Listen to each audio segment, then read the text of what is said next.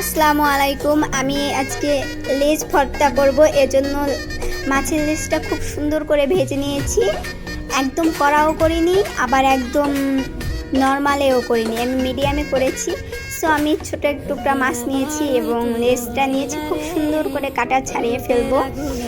আস্তে আস্তে করে কাটা ছাড়িয়ে আমার সম্পূর্ণ কাটাটা ছাড়ানো হয়ে যাবে যখন, আমি কিছু ধনে পাতা নিয়ে নিচ্ছি, এগুলো আমি কুচি কুচি করে রাখবো।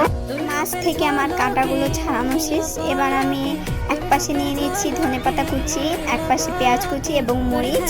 আমি পেঁয়াজ এবং মরিচকে সুন্দরভাবে মরিচটা মাখিয়ে নেব, পেঁয়াজ মরিচ একসাথে করে খুব সুন্দর করে মাখানোর পর আমি এটা কিছু লবণ অ্যাড করে দিয়েছি এবং আমি সম্পূর্ণ এখন সব কিছু একবারে অ্যাড করে দিচ্ছি। খুব সরিষার তেলটা একটু পরিমাণে বেশি দিতে হবে, এতে করে আপনার ফ্লেভারটা খুব সুন্দর আসবে।